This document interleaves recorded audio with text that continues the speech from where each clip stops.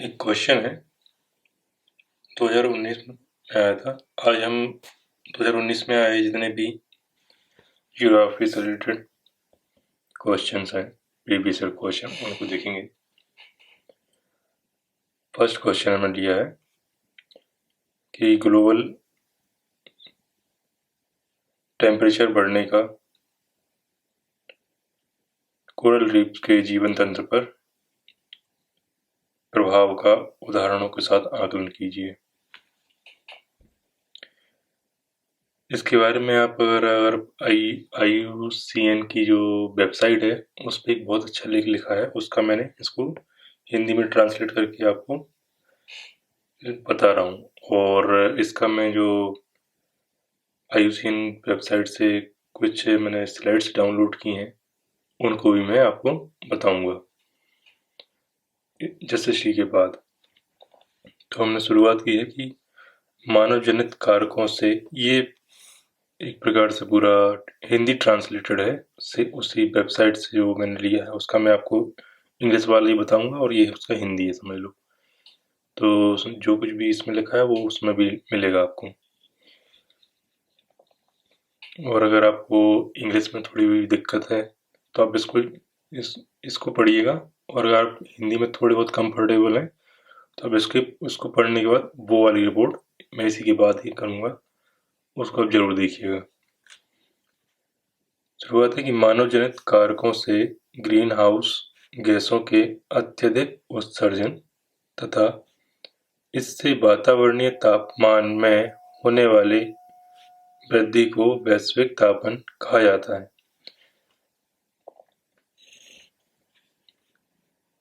क्या है कि ह्यूमन को जितने भी फैक्टर हैं, या इसको बोलते हैं एंथ्रोपोजेनिक एक्टिविटी से जितनी भी ग्रीन हाउस गैसेस का उत्सर्जन हुआ है, तो ग्रीन हाउस गैसें कौन कौन सी हैं ये आप मुझे कमेंट में ज़रूर बताएं कि अत्यधिक उत्सर्जन तथा इससे वातावरणीय तापमान में होने वाली वृद्धि को वैश्विक तापन कहा जाता है।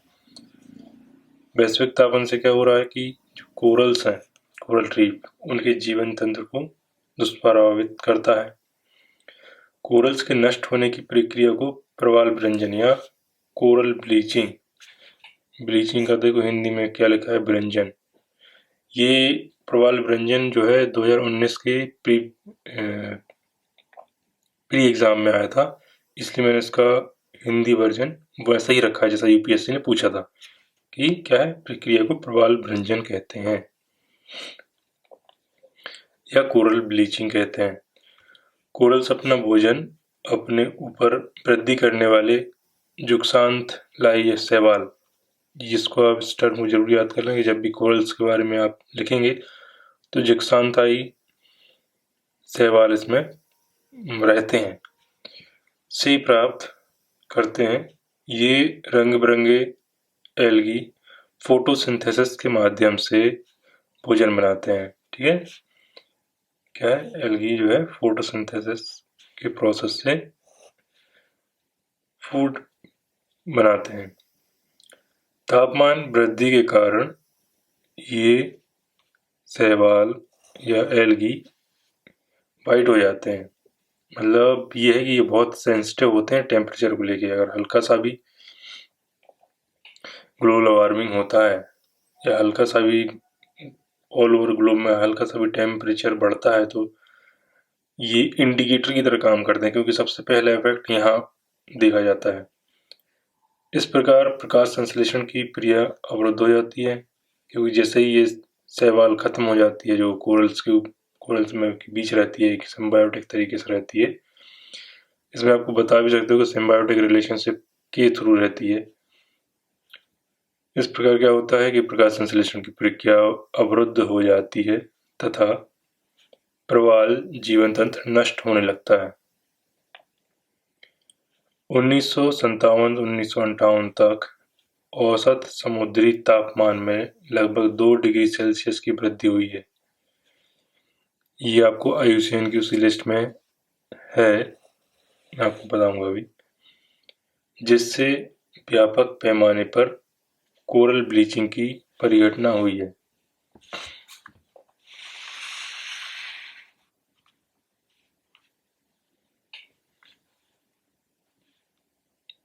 जो है, जिससे व्यापक पैमाने पर कोरल ब्लीचिंग की घटना हुई है।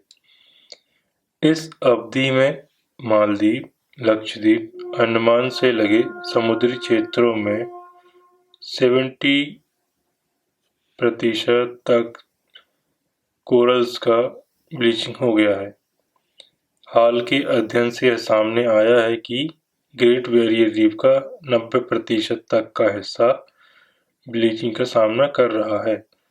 इस प्रकार वैश्विक तापमान प्रवाल जीवन तंत्र को अत्यधिक दुष्प्रभावित करता है। ये अध्ययन कहाँ हुआ है, किसने किया है, ये मैं आपको उसमें बताऊंगा, जो आपका अभी इंग्लिश वाला इसी का आंसर, मतलब इस क्वेश्चन का आंसर मैं आपको उसमें बताऊंगा कि एक्चुअल में है क्या। तो ग्लोबल वार्मिंग से सबसे पहले बहुत सेंसिटिव हैं जो टेम्परेचर को लेके, तो अब ये कोरल रीफ्स हैं। तो कोरल रीफ्स को लेके 2019 में डाउन टू अर्थ की जो मैगजीन आती है उसमें इसके बारे में भी काफ़ी अच्छी जानकारी दी है। आप 2019 के जितने भी मैगजीन होती हैं, अगर 12 की 12 मिल जाएं आपको, तो उसमें आपको कई सारी चीज़ें मिल रही हैं, जिसमें साइंस एंड टेक में जो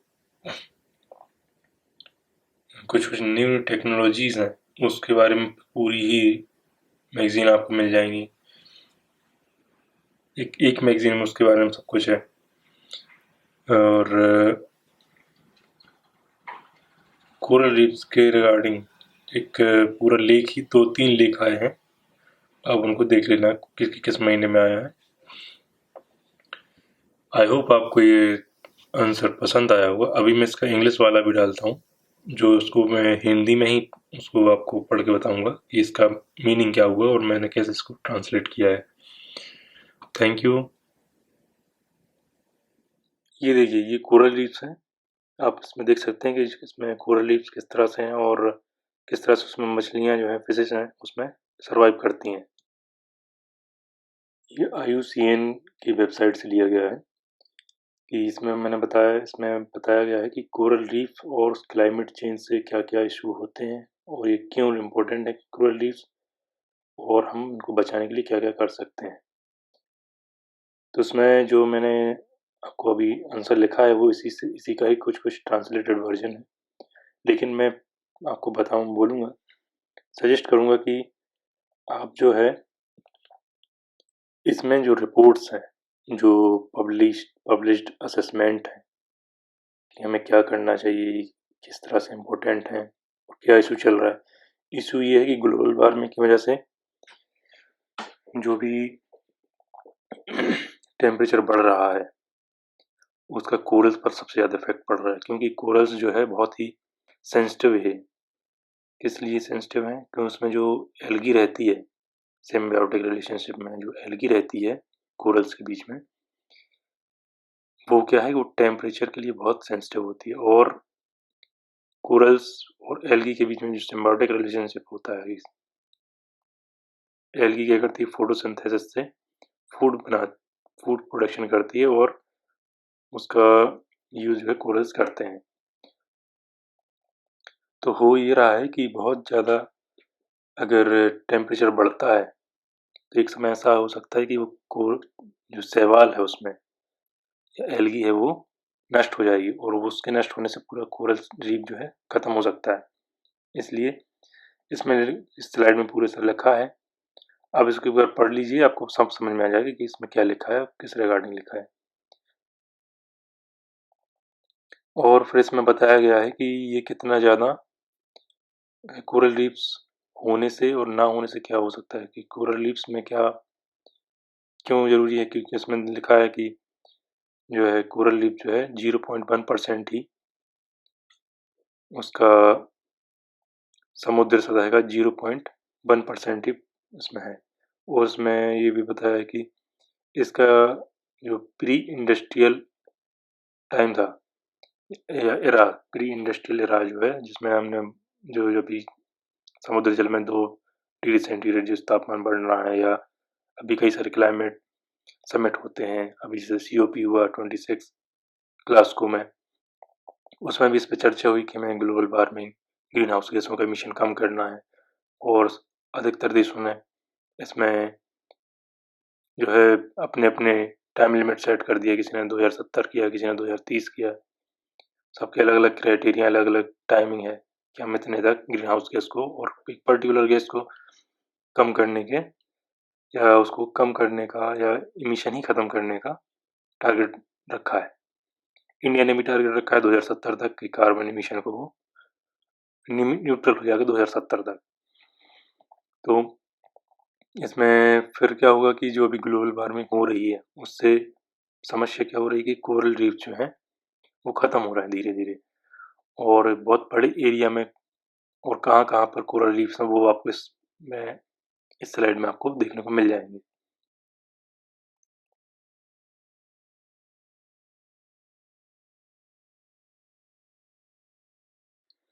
जैसे आप अभी देख सकते हैं कि ये जो वाइट वाइट पैटर्न दिख रहा है ये क्या है, कोरल रीफ्स है जो डेड हो चुका है। तो अभी हम इसमें देखते हैं कि क्या लिखा है कि reef around the world have suffered from mass bleaching events for 3 consecuting, मतलब पिछले 3 साल से जो है ब्लीचिंग या कोरल विरंजन बहुत अधिक बढ़ गया है। और iconic reef such as Great Barrier Reef in Australia, ये रीफ कहाँ कहाँ बहुत बड़ी मात्रा में कोरल रीफ पाए जाते हैं उसके बारे में है। तो ग्रेट बैरियर रीफ कहाँ है, ऑस्ट्रेलिया में है। The northern western Hawaiian island में है जो कहाँ यूनाइटेड स्टेट के पास है, जो सबसे ज़्यादा है।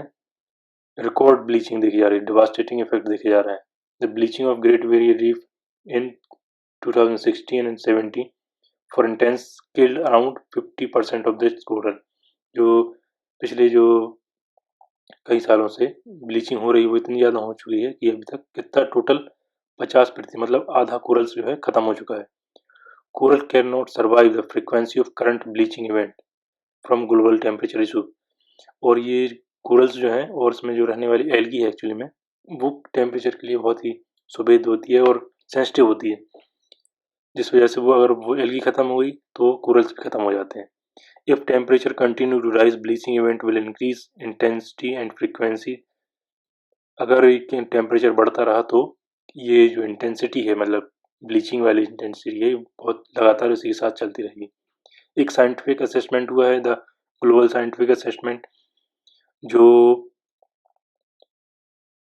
एक डिकेड में 2 बार किया जाता है, of climate change impact. World heritage site जो है कहीं कहीं जो world heritage site coral reef है पब्लिश्ड, उन्होंने यूनेस्को द्वारा ये पब्लिश्ड हुआ है। उसमें बताया है कि टोटल 29 कोरल रीफ जो है वर्ल्ड हेरिटेज साइट में हैं। अब वो क्या है, एक खत्म होने की कगार पर आ गए हैं।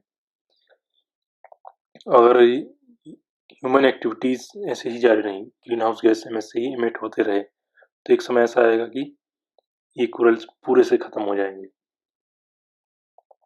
और क्या होगा कि जो इस पर डिपेंडेंट ह्यूमन पॉपुलेशन है वो भी कहीं ना कहीं इससे बहुत ज़्यादा इफेक्ट होगी। तो अभी हम नेक्स्ट स्लाइड में देखेंगे कि किस तरह से कहाँ कहाँ पर कोरल रीफ और कैसे इनको इफेक्ट होता है।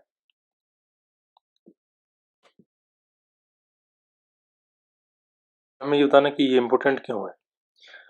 तो इसमें लिखा है कि coral reef harbour the highest biosphere, इसमें क्योंकि सबसे ज़्यादा हाईली बायोडाइवर्सिटी होती है, इसमें मछलियाँ और मेराइन एनिमल्स जो हैं इसमें रहते हैं।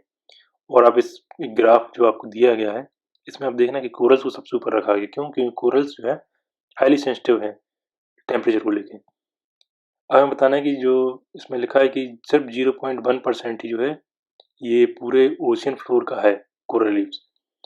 और जो भले इतना कम है लेकिन क्या है कि ये एक 1/4 मतलब 1/4 मेराइन फिश होती हैं जो सिर्फ कोरल रीफ्स पर में शेल्टर में रहती हैं, कोरल रीफ्स पे शेल्टर में रहती हैं।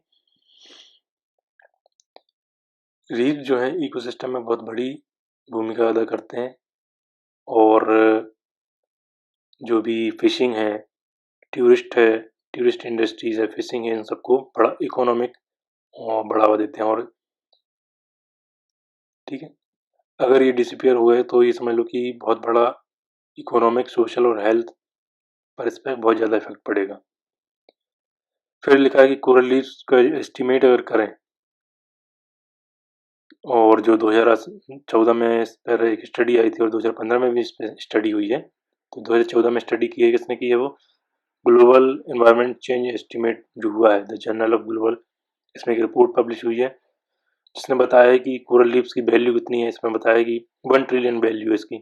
2015 में WWF के प्रोजेक्ट में बताया गया है कि ये कितनी कॉस्ट की सर्विसेज जो है कोरल रीफ्स में है पर ईयर प्रोवाइड करते हैं, तो है वो 500 बिलियन पर ईयर, और ये बढ़ सकते हैं 2021 तक। फिर है कि coral reefs are also indicators of global ecosystem health, जो मैंने आपको बता ही चुका हूँ। और ये अर्ली वार्निंग साइन की तरह काम करते हैं कि अगर हल्का सा भी इनमें कुछ चेंज होता है तो सबसे पहले कोरल रीफ पर इफेक्ट पड़ता है।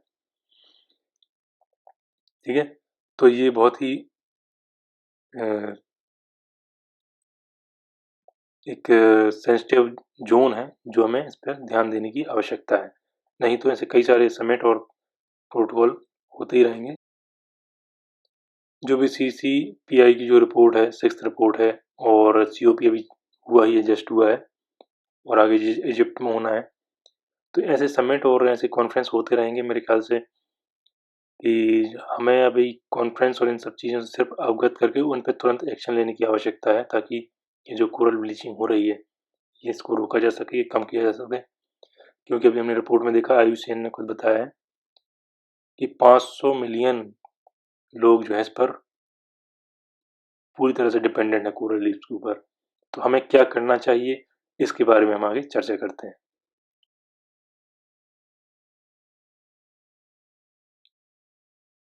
हमें क्या करना चाहिए, क्या कर सकते हैं कि हमें ग्लोबल वार्मिंग को कम करना है। वो कैसे होगा कि जो पेरिस समझौता हुआ है कि हमें 1.5 डिग्री से ज़्यादा टेम्परेचर नहीं बढ़ाना है, प्री इंडस्ट्रियल लेवल से ज़्यादा नहीं करना है। तो ये जो एग्रीमेंट हुआ है उस पर तुरंत के तुरंत एक्शन लेने की आवश्यकता है, क्योंकि इसको एक्शन लेने में ही और इसको इम्प्लीमेंट करने में ही कई साल लग जाएंगे।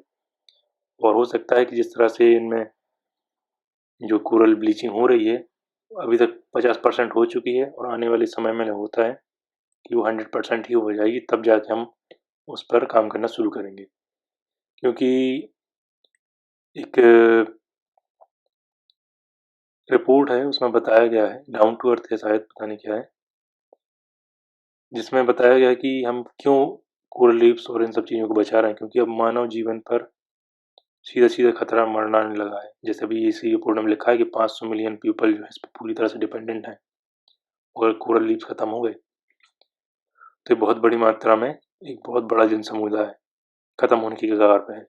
सीधा सीधा देखा जाए तो मानव जाति के अस्तित्व पे खतरा आ गया है। इसलिए अब हम इतने सारे एग्रीमेंट कर रहे हैं, इतने सारे समिट कर रहे हैं, इतने सारे जमाने की चीज़ें हो रही हैं, लेकिन एक्चुअल में जो काम करना चाहिए वो नहीं हो पा रहा है। हम सिर्फ एड्रेस कर रहे हैं कि ये हो रहा है, वो हो रहा है, ऐसा हो रहा है, वैसा हो रहा है, ग्रीन हाउस गैस एमिशन हो रहा है, लेकिन अभी तक कोई ऐसा कदम नहीं उठाया हमने। हमने क्या, किसी ने भी वर्ल्ड में, जिसने वाकई जो ग्लोबल वार्मिंग को लेके एक्चुअल में एक्शन पे आ गया हो कि हाँ अब ये करना ही करना है। हमने भी अपना टाइम लिमिट कर दिया कि नहीं, हम इतने की बात करेंगे या इतने तक कर पाएंगे। करना चाहें तो कहते हैं करने वाला कुछ भी कर सकता है, और इंसान के हाथ में तो, जिसने पूरा नेचर ही पलट के रख दिया, उसके हाथ में तो ये ज़रूर है कि वो कर सकता है। लेकिन तब भी वो क्या कर रहा है कि वो अपने स्वार्थ के लिए और पैसे की लालच में वो अभी उसको कुछ नहीं दिख रहा है। और जो अभी सस्टेनेबल डेवलपमेंट गोल बनाए गए हैं, जिसमें से अभी इसमें मेंशन हुआ कि दो सस्टेनेबल डेवलपमेंट गोल 8, 12 और 13, इन पे हमें तुरंत एक्शन की आवश्यकता है। इनको तुरंत तुरंत करना चाहिए, नहीं तो बहुत बड़ा मात्रा में इकोनॉमिक लॉस होगा तो होगा, साथ में जो पर्यावरणीय हानि होनी है वो बहुत भयंकर होगी। सीधा मानव अस्तित्व पे खतरा, मतलब ये समझ लो कि एक तलवार टंगी है मनुष्य के सर के ऊपर। अगर वो हल्का सा भी सचेत नहीं हुआ तो आप समझ सकते हैं क्या हो सकता है। एक बहुत बड़ी, भीषण और भयावह स्थिति पैदा हो सकती है। आई होप आपको ये स्लाइड अच्छी लगी होगी। तो अब अभी नेक्स्ट क्वेश्चन देखते हैं क्या है।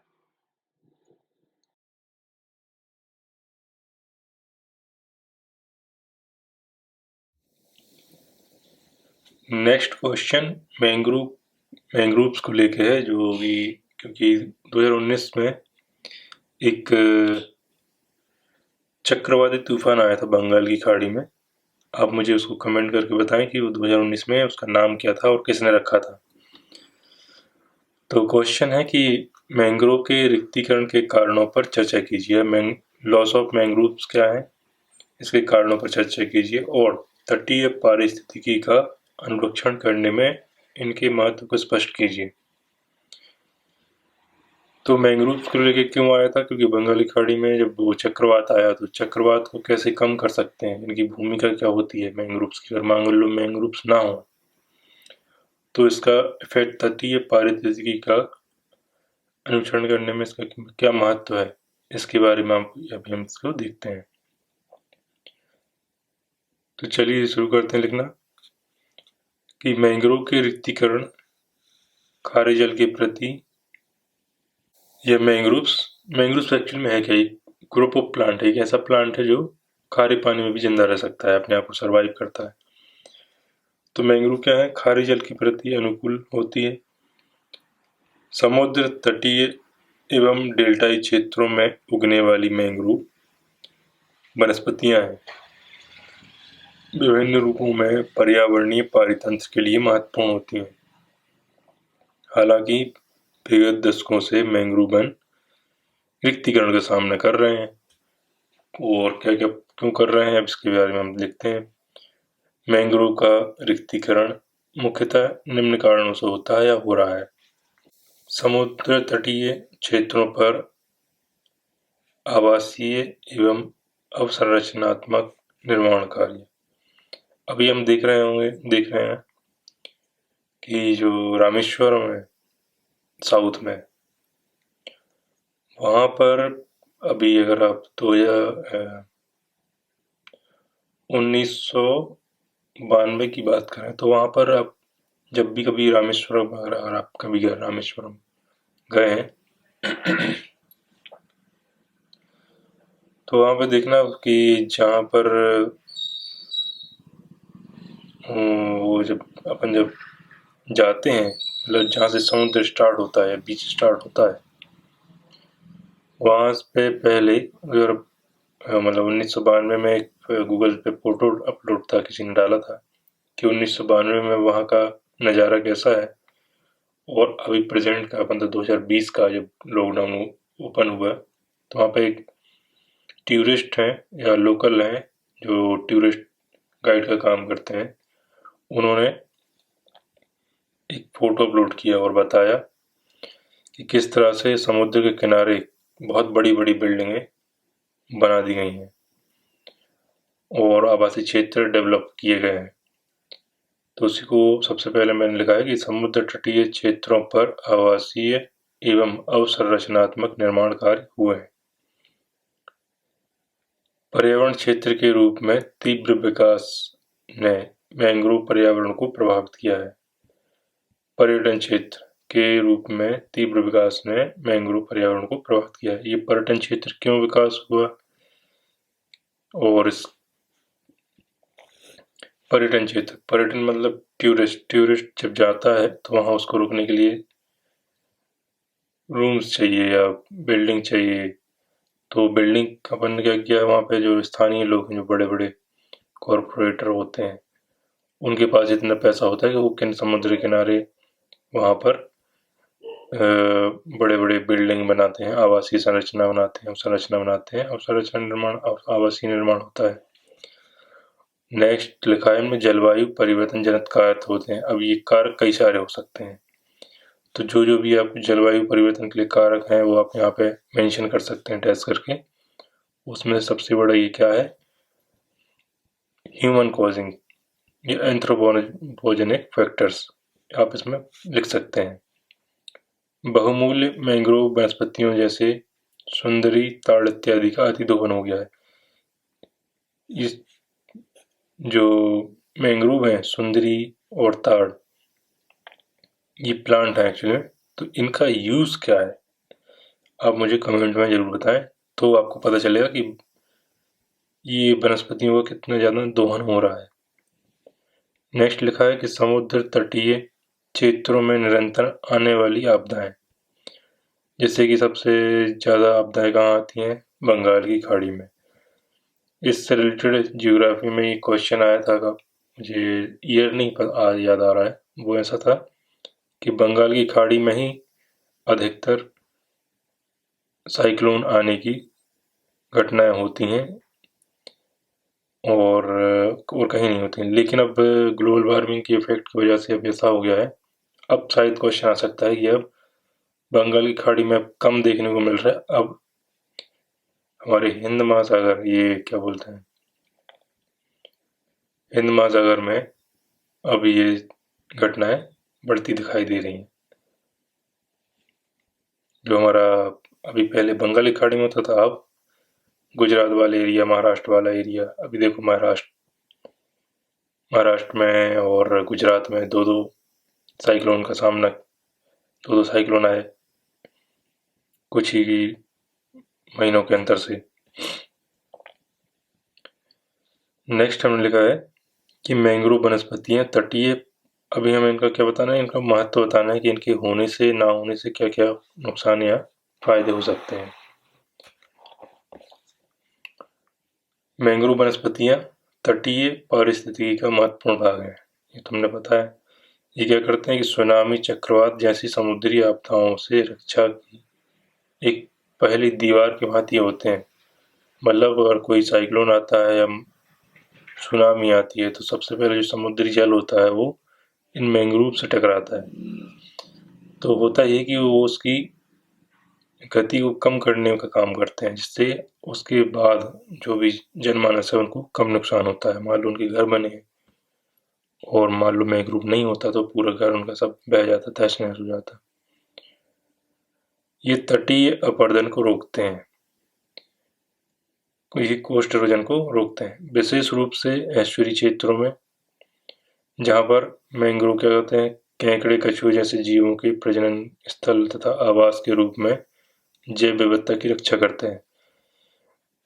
केकड़े कहाँ, मैंग्रोव और केकड़े कहाँ पे सिम्बायोटिक रिलेशनशिप है, कछुए का कहाँ है, आपने भीतरकर्णी का नाम सुना होगा, उड़ीसा के क्षेत्रीय तट, जहाँ पर ओलिव सी टर्टल जो है हर साल प्रजनन करने आते हैं। और अभी रिसेंट में ही इससे रिलेटेड एक जो कछुए हैं आए हैं अंडे देने के लिए, उसके रिगार्डिंग द हिंदू में एक बहुत अच्छा आर्टिकल आया है, आप उसको रेफर कर सकते हैं। जैसे जीवों के प्रजनन स्थान तथा आवास के रूप में जैव विविधता की रक्षा करते हैं। इसके अतिरिक्त मैंग्रोव वन अपनी जड़ों के व्यापक जाल के माध्यम से भारी कणों को रोककर जल शुद्धिकरण में भी योगदान देते हैं। इस प्रकार मैंग्रोव तटीय पारिस्थितिकी के अनुरक्षण में योगदान देते हैं। अच्छा, एक बात मैं आपको बता दूं कि जो भी टर्मिनोलॉजी क्वेश्चन में होती है, अगर आप उसी का ही उपयोग ज़्यादा करें तो ज़्यादा अच्छा होता है, क्योंकि ये बात सामने आई है कि जो यूपीएससी का कॉपी चेक होती है, वो जब जो चेक करते हैं वो हाईली क्वालिफाइड पर्सन होता है, वो अधिकतर इंग्लिश मीडियम में ही अपडेटेड रहता है। जो इंग्लिश की टर्म होती हैं हिंदी की टर्म से होता होगा तो नहीं होता है, अगर होता भी होगा तो आप कोशिश करें कि इंग्लिश को ही देवनागरी में लिखें। और मैं तो सजेस्ट यही करूँगा कि जो क्वेश्चन में वर्ड लिखा है आप उसको ही अपने आंसर में जितना ज़्यादा हो सके यूज़ करें। तो आई होप आपको ये आंसर पसंद आया होगा। तो इसको लाइक कीजिए और वीडियो को जरूर शेयर करते रहें, चैनल को सब्सक्राइब करें। Thank you. नेक्स्ट क्वेश्चन 2019 में आया था, जीएस पेपर 1, वही सेम, कि उत्तर पश्चिमी भारत के कृषि आधारित खाद्य प्रसंस्करण उद्योगों के स्थानीयकरण के कारकों पर चर्चा कीजिए। हमें ये बताना है कि सबसे ज़्यादा उद्योग और वहाँ पर जो कृषि आधारित खाद्य प्रसंस्करण है या फूड इंडस्ट्रीज़ हैं, फूड प्रोसेसिंग इंडस्ट्रीज़ हैं, वो उत्तर पश्चिम में ही क्यों है, इसके बारे में चर्चा करनी है और इसके कारकों पर बताने, इसके कारक बताने कि क्या क्या उस वहाँ क्यों है, मतलब। तो शुरुआत करते हैं कि भारत की भौगोलिक विविधता भारत में उद्योगों के क्षेत्रीयकरण की संभावना को सुदृढ़ करती है। उत्तर पश्चिमी भारत में कृषिगत उद्योगों के स्थानीयकरण के मूल में भी यही कारण विद्यमान है। ऐसा एक क्वेश्चन हम पहले कर चुके हैं, आप उसको देखिएगा। इसी के पहले जो वीडियो डला है 2020 में, जो ज्योग्राफी क्वेश्चन करवाए हैं, उसमें कुछ ऐसा ही एक औद्योगिक स्थानीयकरण को लेके एक क्वेश्चन आया है। मतलब ये क्वेश्चन रिपीट होते रहते हैं कि जो पहले 2019 में आया, फिर 2020 में भी आया। 70 के दशक में हरित क्रांति ने उत्तर पश्चिमी दुबई लिखा गया भारत को सर्वाधिक लाभान्वित किया है। इस क्षेत्र में बड़े कृषि जोत हैं, निवेश साधनों की उपलब्धता बेहतर है, सिंचाई प्रणाली इत्यादि अवसरों के कारण, ये मैं क्या बता दी, कारक बता दिए। कृषि क्षेत्र में उत्पादकता में वृद्धि हुई। बड़ी उपलब्धता के खाद्य प्रसंस्करण क्षेत्र, बड़ी उत्पादकता ने खाद्य प्रसंस्करण क्षेत्र या ये जो इतने बड़े बड़े निवेश करने वाले हैं, बड़े कृषि जो होते हैं, बड़े बड़े खेत हैं, इसको जैसे समझे, बहुत बड़े बड़े खेत हैं और वहाँ पर निवेश साधन भी उपलब्ध हैं और बेहतर सिंचाई प्रणाली है। यही कारण है कि वहाँ पर प्रोडक्शन ज़्यादा होता है,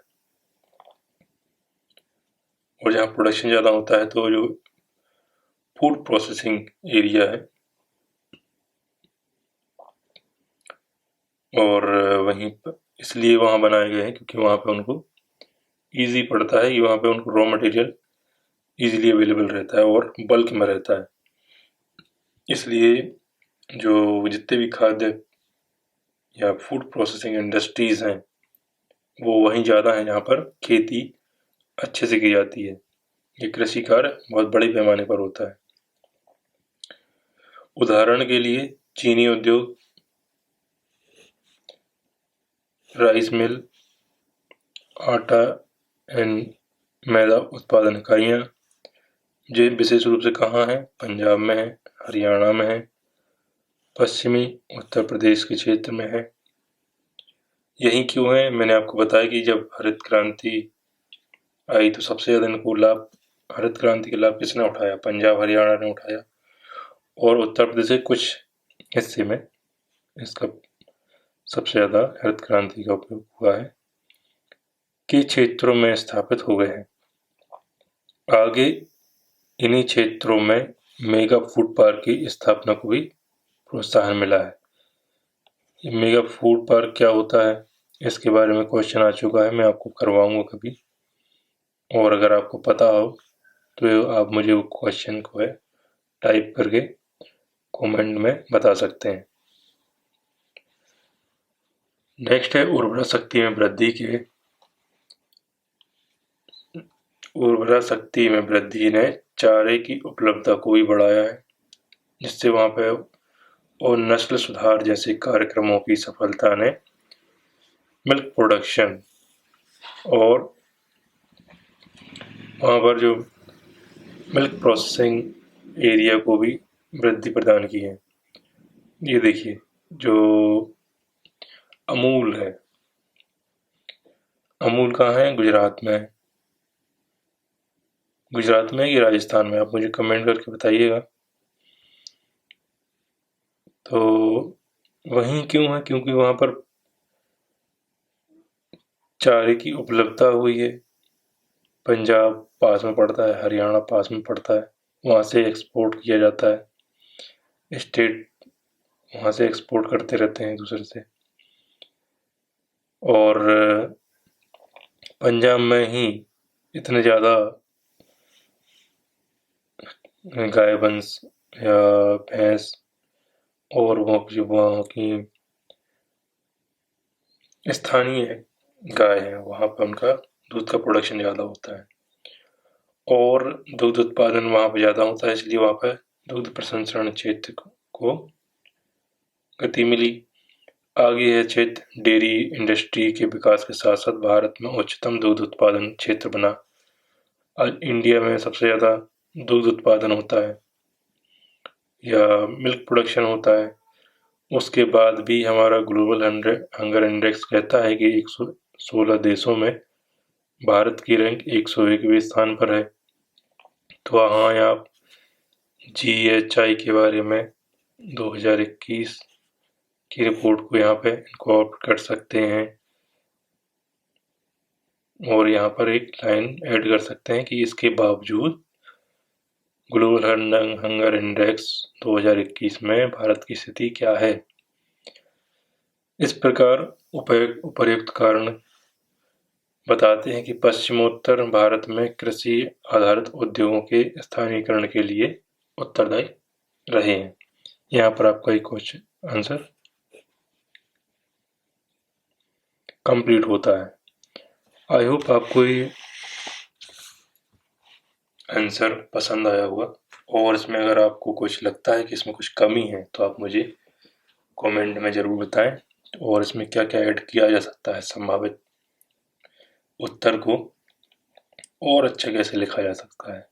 आप इन आंसर्स की एज इट इज़ इसको आप लिख लीजिए ताकि आपके पास फ्यूचर के लिए एक मॉडल आंसर तैयार रहेगा और जब भी इसमें कोई अपडेट आते हैं डेली, आप जो न्यूज़ एनालिसिस देखते होंगे या पढ़ते हैं, न्यूज़पेपर पढ़ते होंगे, उनमें इनसे रिलेटेड कुछ ना कुछ अपडेट आते रहते हैं। तो आप इनको वहीं पर एक एक्स्ट्रा पेज इसके साथ रखिए और वहीं पर आप छोटा सा एक नोट बना के इसमें आप ऐड कर सकते हैं ताकि जब आप इसका रिवीजन करेंगे तो आपको पता रहेगा कि इससे रिलेटेड क्या क्या चीज़ें अभी करंट में चल रही थी और उससे रिलेटेड अगर कोई रिपोर्ट आती है या कोई बढ़िया सा आर्टिकल आता है तो उसके बारे में वो जानकारी दी रहती है इसके बारे में। तो आप इस वीडियो को लाइक कीजिए और जितना ज़्यादा हो सके शेयर कीजिए और चैनल को सब्सक्राइब कीजिए। Thank you. Next question geography का है 2019 कि वाटर स्ट्रेस का क्या महत्व है, भारत में है किस प्रकार और किस कारण प्रादेशिकता भिन्न भिन्न है। हमें ये बताना है कि वाटर स्ट्रेस क्या है, इसका महत्व क्या है, इसके बाद ये कहाँ कहाँ पर देखा जाता है। तो वाटर स्ट्रेस को किस तरह से परिभाषित किया जाता है, तो चलिए हम लिखते हैं कि वाटर स्ट्रेस या जल प्रतिबल, ये जल प्रतिबल जो है 2019 के ही प्रीलिम्स में ये टर्म आई थी वाटर स्ट्रेस को, उसको हिंदी में ट्रांसलेट जब UPSC ने ट्रांसलेट किया तो उसको लिखा था कि जल प्रतिबल, वाटर स्ट्रेस का आशय उस अवस्था से है जब कृषि क्षेत्र में मीठे जल की आपूर्ति उसकी मांग को पूर्ण करने में सक्षम ना हो। मतलब जितनी डिमांड है उतनी सप्लाई ना हो पाए, उसे वाटर स्ट्रेस कहते हैं। अंतर्राष्ट्रीय मानकों के अनुसार प्रति व्यक्ति जल की उपलब्धता 1700 मीटर घन मीटर से 1000 घन मीटर के मध्य की स्थिति को वाटर स्ट्रेस माना जाता है। भारत में प्रति व्यक्ति जल की उपलब्धता 1544 घन मीटर है अतः भारत की भी वाटर स्ट्रेस की स्थिति का सामना कर रहा है। ये आपको डाउन टू अर्थ की जो मैगजीन है, डिजर्टिफिकेशन,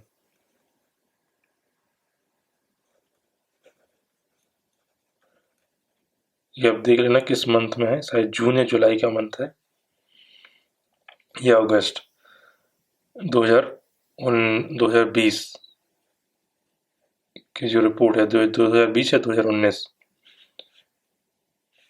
डाउन टू अर्थ के बारे में जो डिजर्टिफिकेशन से रिलेटेड मैगजीन है। ये शायद 19 है, शायद आप इसको चेक कर लेना, 19-20।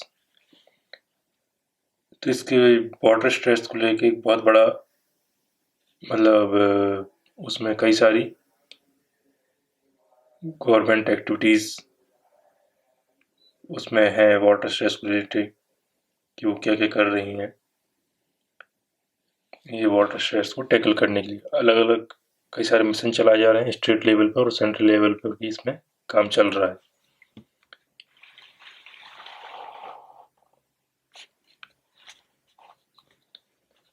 भारत में भौगोलिक विविधता, मीठे जल की दोहन की स्थिति। भारत में भौगोलिक विविधता है और मीठे जल की दोहन की स्थिति व मात्रा तथा जल संग्रहण प्रणाली की दक्षता में अंतराल होने की वजह से जल की उपलब्धता में भी भिन्नता पाई जाती है। नीति आयोग के अनुसंधान के अनुसार, यहाँ पे नीति आयोग आया है, इसने रिसर्च की है कि अनुसंधान के अनुसार राजस्थान, पंजाब, गुजरात, कर्नाटक जैसे राज्य, ये देखिए राजस्थान तो चलो ठीक है, वहाँ पर डिजर्ट है, लेकिन पंजाब, गुजरात जहाँ जो कोस्टल एरिया से लगे हुए हैं, पंजाब क्यों कहते हैं क्योंकि यहाँ 5 नदियों का संगम है, तब भी यहाँ पर जो है वाटर स्ट्रेस देखा जाता है। गुजरात में कई सारी नदियाँ हैं और गुजरात में समुद्र के किनारे पर है, तब भी यहाँ पर वाटर स्ट्रेस देखा जाता है। एवं कर्नाटक जैसे राज्य, ये भी कोस्टल एरिया मतलब समुद्र किनारे बसा हुआ राज्य, जैसे राज्य उच्च वाटर स्ट्रेस 80% से अधिक का सामना कर रहे हैं। ये आपको उसमें डाउन टू अर्थ मैगजीन में इसमें आपको और अच्छे जानकारी दी जा रही है। उसको मैंने शॉर्ट में करके लिखा है। महाराष्ट्र, तमिलनाडु, हरियाणा, मध्य प्रदेश में वाटर स्ट्रेस 40 से 80% के क्षेत्र भिन्न भिन्न क्षेत्र हैं, जबकि केरल, छत्तीसगढ़, झारखंड तथा पूर्वोत्तर के राज्यों में 10 से 20% क्षेत्र वाटर स्ट्रेस का सामना कर रहे हैं। तो कौन कौन से हैं? जैसे केरल है, झारखंड, छत्तीसगढ़, झारखंड है, पूर्वोत्तर के राज्य 10 से 20% ही वाटर स्ट्रेस का सामना कर रहे हैं। मतलब जहाँ पर नदियाँ प्रचुर मात्रा में है उसमें भी वाटर स्ट्रेस देखा जा रहा है, धीरे धीरे सामने आ रहा है। क्यों आ रहा है? ऑब्वियसली होता है ग्लोबल वार्मिंग कारण, एंथ्रोपोजेनिक एक्टिविटीज़, क्योंकि वहाँ पर फैक्टर्स आप इसमें और ऐड कर सकते हैं। अगर आप इसकी ये शब्द सीमा अगर कम पड़ रही है तो आप वहाँ पे ऐड कर सकते हैं। नेक्स्ट हमने लिखा है कि सामान्यतः भारत में पश्चिमी राज्य पूर्वी राज्यों की तुलना में वाटर स्ट्रेस का अधिक सामना कर रहे हैं। कौन से? पश्चिमी राज्य, जैसा मैंने आपको ऊपर बताया। इसका मुख्य कारण वर्षा की मात्रा का असमान वितरण है। पूर्वी क्षेत्र की तुलना में पश्चिमी भारत वर्षा की कम मात्रा प्राप्त करता है। इसके अतिरिक्त ये अब जरा थोड़ा सा यहाँ देख लेना कि पूर्वी क्षेत्र की तुलना में पश्चिमी भारत वर्षा की कम मात्रा प्राप्त करता है, लेकिन यहाँ पे मैं आपको बता दूं कि अभी रिसेंट में जो चेन्नई में वर्षा है, मतलब तमिलनाडु में जो वर्षा हो रही है वो 5 गुना बढ़ गई है। मतलब ये कहना चाहिए कि वहाँ पे अभी बाढ़ जैसी स्थिति बनी हुई है आज के समय में। और बाढ़ से रिलेटेड और इसी करंट इशू है, और जो अभी 12 नवंबर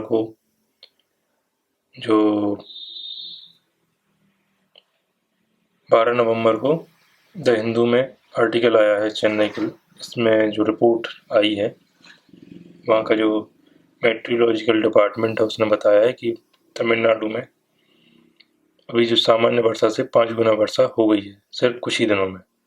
तो वहाँ पे बाढ़ जैसी स्थिति बनी हुई है, तो आप इसको अपडेट कर सकते हैं। और इसके पहले 2020 में हमने एक क्वेश्चन किया था, उसमें भी इसमें अपडेट आएगा, उसको आप अपडेट कर लीजिएगा। इसके अतिरिक्त हिमालय की अधिकांश सतत वाहिनी नदियाँ पूर्व की ओर प्रवाहित होती हैं।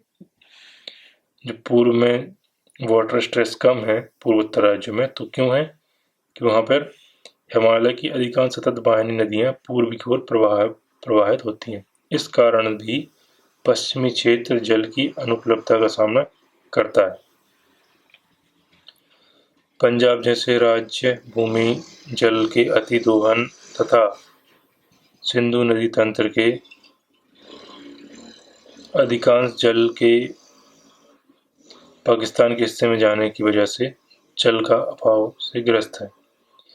मतलब भले पंजाब में 5 नदियों का संगम है, लेकिन अधिकतर जो जल है नदियों का वो पाकिस्तान एरिया में है। यही एक वजह है कि पंजाब जैसे वहाँ पंजाब में वाटर स्ट्रेस देखा जा रहा है, और इसलिए भी देखा जा रहा है क्योंकि वहाँ पर जो ग्राउंड वाटर है ट्यूबवेल की मदद से उनका अतिदोहन हो रहा है। और अब इतना ज़्यादा हो रहा है कि वहाँ का जो वाटर लेवल है, ग्राउंड वाटर लेवल बहुत डाउन चला गया है, बहुत नीचे चला गया है। नेक्स्ट हमने लिखा है कि महाराष्ट्र, मध्य प्रदेश, आंध्र प्रदेश बेहतर जल प्रबंधन के कारण वाटर स्ट्रेस के मामले में स्थिर बने हुए हैं, लेकिन इनमें भी कहीं कहीं पर जो अपने ऊपर लिखा है कि 40 से 80% तक के कुछ कुछ क्षेत्र हैं। पूर्वोत्तर के राज्य वर्षा जल का अत्यधिक मात्रा प्राप्त करते हैं, अतः ये सामान्यतः जल अभाव की स्थिति से बाहर है। तथापि वनों के तीव्र दोहन के चलते इनकी भी स्थिति सुवेद होती जा रही है। और पूर्वोत्तर राज्य जैसे असम है, मेघालय है, त्रिपुरा है, यहाँ पर वनों की कटाई से रिलेटेड एक आर्टिकल आया था, आप इसको एक बार जरूर देखिए। और उक्त विश्लेषण यह स्पष्ट करता है कि भारत में प्रादेशिक विविधता के बाद भी वाटर स्ट्रेस की स्थिति गंभीर बनी हुई है। भारत के कितने 600 मिलियन पीपल गंभीर जल संकट का सामना कर रहे हैं। भारत में वर्षा जल संरक्षण क्या है? वर्षा जल संरक्षण, भूजल दोहन की तीव्रता में कमी, जल दक्ष तकनीकें के प्रयोग से भारत के नागरिकों के लिए या भारत नागरिकों के स्तर पर जल संरक्षण जैसे प्रयास वाटर स्ट्रेस की स्थिति का अगर करें तो वहाँ पर वाटर स्ट्रेस जो हो रहा है वहाँ उसको टैकल किया जा सकता है।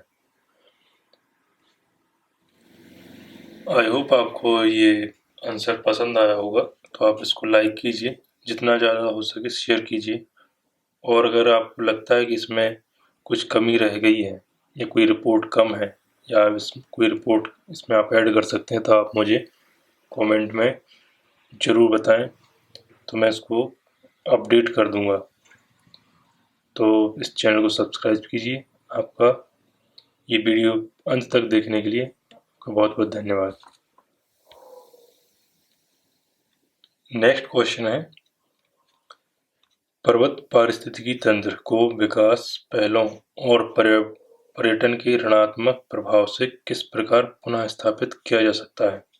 हमें ये बताना है कि जो हिमालयी क्षेत्र है, एक दो ही क्षेत्र है कि हिमालयन क्षेत्र है और दक्षिण में क्या है, वेस्टर्न घाट। ये जो पर्वतीय पारिस्थितिकी तंत्र है तो क्या है कि विकास पहलों और पर्यटन के ऋणात्मक प्रभाव को किस प्रकार पुनः स्थापित किया जाता है। वहाँ पर जो पर्यटन ज़्यादा बढ़ रहा है तो वहाँ की बायोलॉ मतलब इकोसिस्टम पर क्या क्या नेगेटिव इफेक्ट पड़े हैं, उनको किस प्रकार से पुनः स्थापित किया जा सकता है, इसके बारे में हमें बताना है। तो चलिए शुरू करते हैं। तो पर्वतीय पारिस्थितिकी तंत्र भारत में जलवायु परिवर्तन का सामना करने, पर्यावरणीय स्थिरता, जल संसाधनों की उपलब्धता, जैव विविधता को बनाए रखने तथा पारिस्थितिकी संतुलन के लिए अत्यधिक आवश्यक है। क्या क्या लिखा है? पर्यावरणीय स्थिरता, जल संसाधनों की उपलब्धता और जैव विविधता को बनाए रखने के लिए पारिस्थितिकी संतुलन के लिए अत्यधिक आवश्यक है। विगत वर्षों में पर्वतीय क्षेत्रों में विकास परियोजनाओं तथा असंतुलित पर्यटन के दुष्परिणाम सामने आए। क्या क्या? विकास परियोजना और पर्यटन के दुष्परिणाम सामने आए हैं। अतः इन दुष्परिणामों से पर्वतीय पारिस्थितिकी की रक्षा का प्रश्न चर्चा में रहता है। इससे रिलेटेड डाउन टू अर्थ में भी आप इसको देखेंगे तो जो योजना है, योजना मासिक पत्रिका, उसमें पर्यटन के बारे में और विकास परियोजनाओं को रिलेटेड एक आर्टिकल है, उसको आप यहाँ पर रेफर कर सकते हैं। निम्नलिखित प्रयासों से पर्वतीय पारिस्थितिकी को विकास पहलों तथा पर्यटन गतिविधियों के नकारात्मक प्रभावों से बचाया जा सकता है। पर्वतीय क्षेत्रों में बड़ी बांध परियोजनाओं एवं निर्माण कार्यों को समुचित पर्यावरणीय प्रभाव आकलन के बाद ही अनुमति दी जानी चाहिए।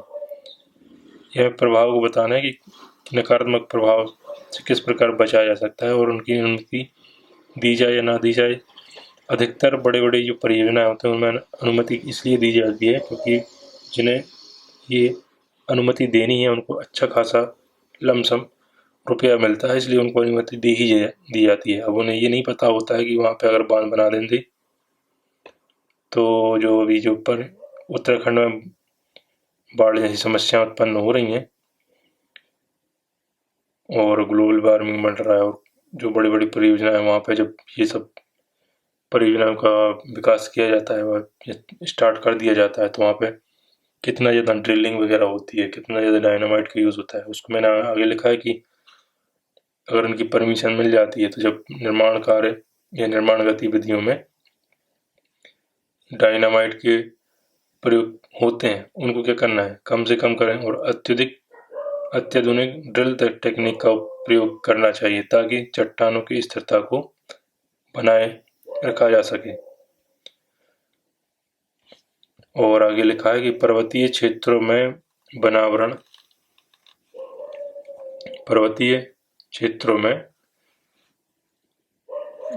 को निर्धारित 2/3 तक बनाए रखना चाहिए। इसके लिए वनोन्मूलन पर रोक लगाना चाहिए। और आगे लिखा है कि पर्वतीय क्षेत्रों में प्लास्टिक कचरा, कांच एवं अन्य अपघट्य प्रदूषकों पर कड़े प्रतिबंध आरोपित करने चाहिए। तो जो पर्वतीय क्षेत्र में प्लास्टिक कचरा है जो कौन करता है, ये एंथ्रोपोजेनिक एक्टिविटी के कारण होती है। कांच एवं अन्य अपघट्य प्रदूषकों पर कड़े प्रतिबंध आरोपित करने चाहिए। आपने देखा होगा कि अगर कभी आप लोग गए हो तो लद्दाख में एक जगह है, मैं जो उस जगह के नाम भूल गया हूँ, वहाँ पर एक बोर्ड लगा था बढ़िया सा कि जानवर जो है कचरा नहीं फैलाते हैं, कृपया जानवरों जैसा व्यवहार करें। ये इसलिए लगा था क्योंकि वहाँ पर प्लास्टिक कचरा बहुत ज़्यादा मात्रा में वहाँ पे देखा गया है।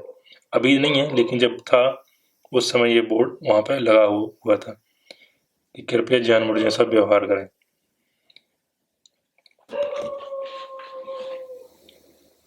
आगे है, चूंकि हिमालय पर्वत श्रृंखला एक नवीन पर्वत का उदाहरण है, अतः इस क्षेत्र में नदी घाटियों के निर्माण कार्य अपरदन को बढ़ावा दे सकता है, जिसका दुष्परिणाम जानमाल की हानि से लेकर पर्यावरणीय संतुलन पर पड़ता है। अतः इस पर भी रोक लगाई जानी चाहिए।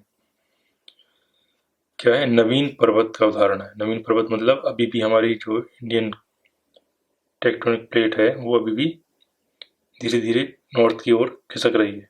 तो उससे हो ये रहा है कि जो पर्वत श्रृंखला है वो भी बनती ही जा रही है। हमारा रीजन जो है ऊपर उठता ही जा रहा है धीरे धीरे। पर्यटकों की अवांछनीय एवं विध्वंसक गतिविधियों पर भी नियंत्रण लगाने की आवश्यकता है, ताकि वहाँ पर जो भी एंथ्रोपोजेनिक एक्टिविटी हो रही हैं उन पर रोक लगाई जा सके या उनको कम किया जा सके।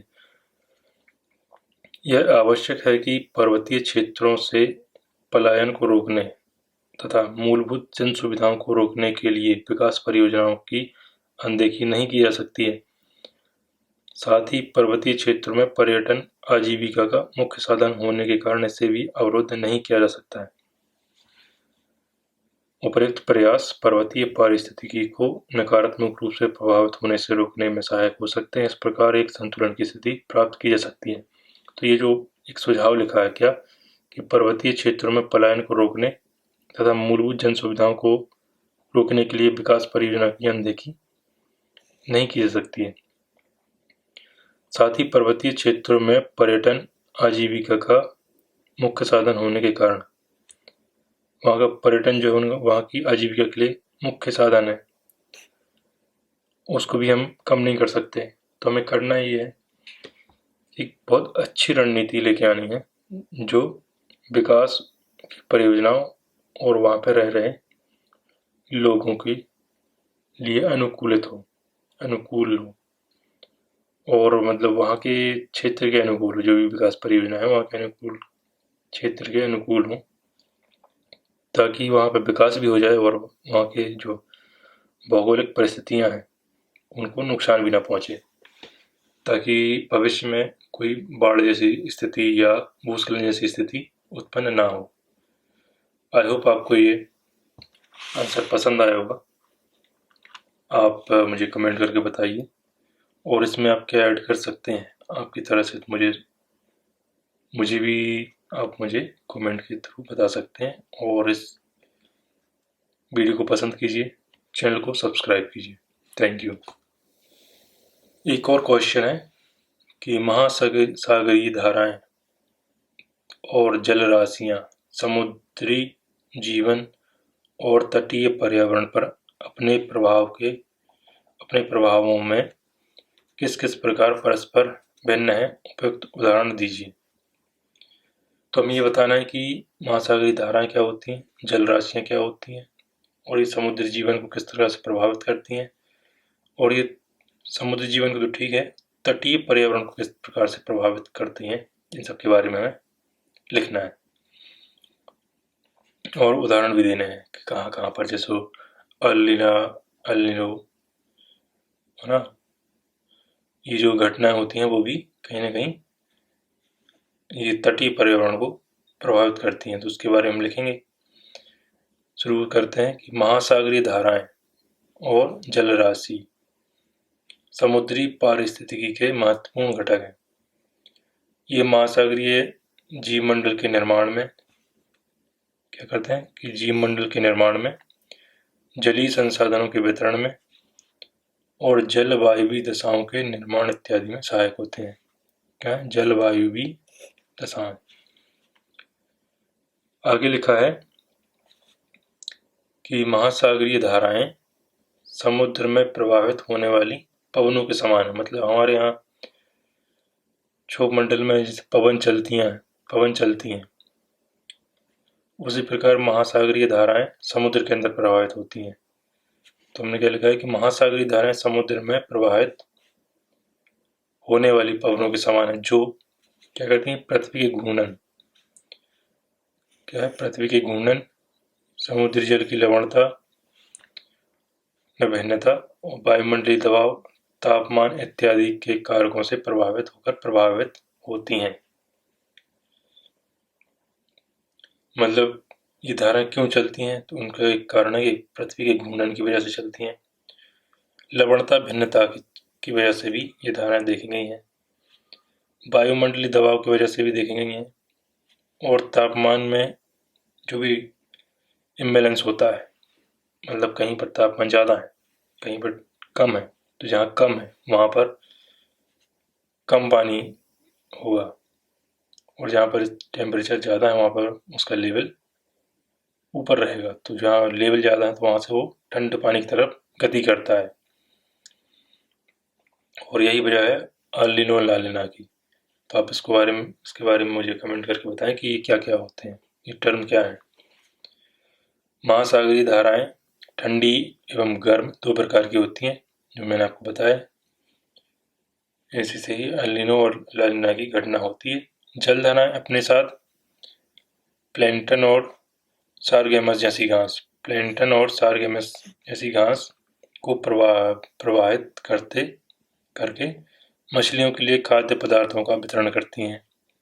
तो एक तो हमें ये पता चल गया कि ये समुद्री जीवन को किस तरह से प्रभावित करती हैं, ठीक है। जैसी घास को प्रवाहित करके मछलियों के लिए खाद्य पदार्थों का वितरण करती हैं।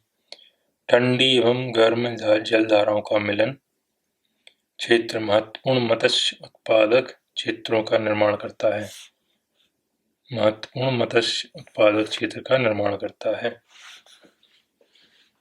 और अगर आप देखें एस्चुरी, जहाँ पर नदियाँ और समुद्र का मुहाना होता है, जो एस्चुरी बनती है, वहाँ पर भी फिश, जो वहाँ की बायोडाइवर्सिटी है, वो उसमें भी आपको देखने को मिलेगा। वहाँ पर भी ठंडी और गर्म जलधाराएं मिलती हैं। यहाँ पर समुद्र में ही बताया कि ठंडी और गर्म जलधाराएं जहाँ का उनका मिलन होता है, वहाँ पर फिश प्रोडक्शन ज़्यादा है। आगे लिखा है कि ठंडी जलधाराएं समुद्र तटों के निकट पहुंचकर तापक्रम को घटा देती हैं। इससे तटीय क्षेत्रों में कोहरा, हिमताप और शीतलहर का जन्म होता है। क्या है ठंडी जलधाराएं? उससे क्या होता है कि ठंडी जलधाराएं समुद्र समीर को अवरुद्ध करती हैं, जिससे संबंधित तटों पर वर्षा नहीं हो पाती है। ये वही घटना है, ये बताओ मैं कौन सी घटना बता रहा हूँ, आप मुझे कमेंट करके जरूर बताएं। जिससे संबंधित तटों पर वर्षा नहीं हो पाती। जबकि गर्म धाराएं जब स्थल मंडल से टकराती हैं तो समुद्री समीर प्रोत्साहित होता है और संबंधित स्थल खंड पर वर्षा की मात्रा बढ़ जाती है। तो अब ये मुझे बताएं कि कौन सी घटना है और ये क्यों लिखी गई है। नेक्स्ट लिखा है कि जल राशियों का तात्पर्य ऐसे जल खंड से है जो ताप, दाब, लवणता और स्थलाकृतियों के प्रभाव के कारण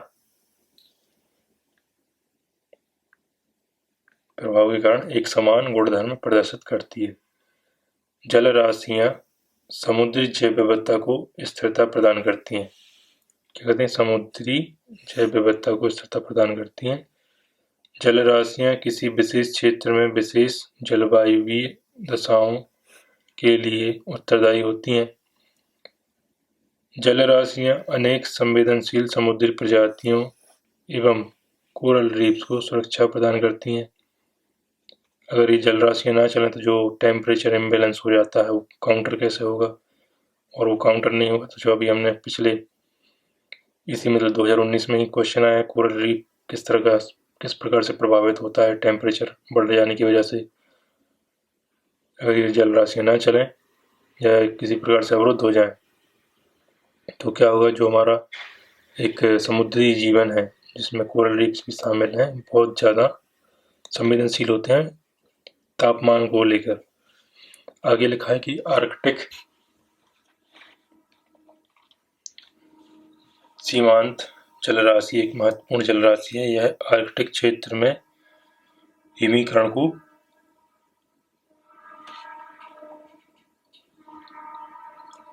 को संभव बनाती है। इस प्रकार भूमध्य सागरीय जलराशि इस क्षेत्र में आर्द्रता तथा बाष्पीकरण को बढ़ावा देती है, जो उत्तर पश्चिमी यूरोप में वर्षा का कारण बनती है। उक्त विश्लेषण के आधार पर यह कहा जा सकता है कि जहाँ एक ओर महासागरीय धाराएं समुद्री जीवन महासागरीय धाराएं समुद्री जीवन, तटीय क्षेत्रों की जलवायु में विविधता लाती हैं, तो वहीं दूसरी ओर जलराशियां समुद्री जीवन एवं तटीय जलवायु को स्थिरता प्रदान करती हैं। आई होप आपको ये क्वेश्चन का आंसर पसंद आया होगा और आप मुझे बताइए कि इसमें और क्या चीज़ ऐड कर सकते हैं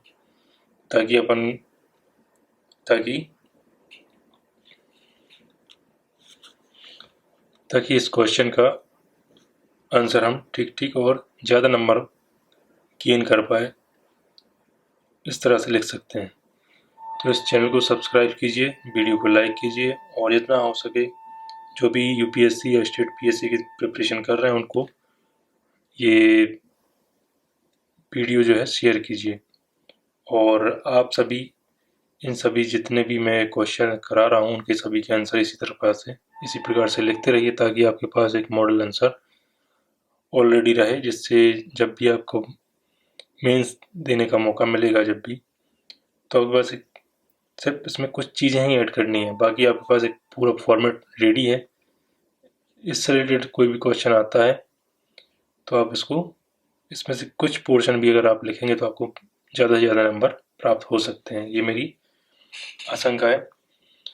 तो आई होप आपको ये वीडियो पसंद आए तो लाइक बटन को हिट कीजिए और चैनल को सब्सक्राइब करना ना भूलें।